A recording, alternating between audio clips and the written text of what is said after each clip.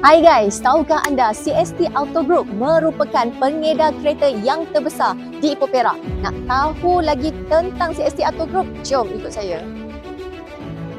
Main office CST Auto Group terletak di Greetown Business Centre, Ipoh Perak. Jenama kenderaan yang ada di sini termasuk Subaru, Suzuki, GAC, Ion dan juga Leapmotor. Pusat servis juga bertempat sama dengan pusat jualan.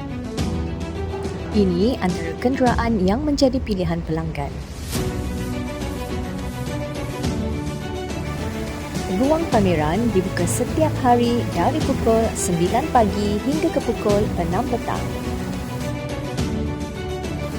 Manakala pusat servis buka separuh hari hingga jam 3 petang pada hari Sabtu dan cuti pada hari Ahad.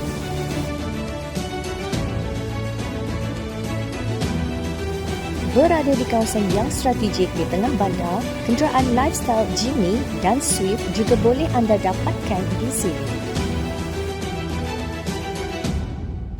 Ruang perbincangan yang disediakan cukup besar dan selesa.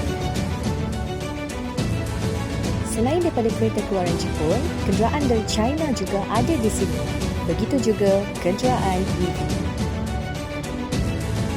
Temu janji untuk servis kenderaan GAC dan Suzuki juga di sini. Di bawah kelolaan CST juga, jenama kenderaan Jeko pula berada di Jalan Kampar. Showroom yang eksklusif dan selesa, yang paling penting kepuasan pelanggan terhadap perkhidmatannya. Perkhidmatan servis Jeko pula boleh ke Canning Garden terletak di belakang Texas Chicken. Anda yang mencari kenderaan pick-up 4x4 dari JAC Motor boleh datang ke showroom di Jalan Kuala Kangsar. Di Fairpark pula terdapat satu galeri yang mana anda boleh melihat beberapa jenama di bawah CST berada di bawah satu bumbung.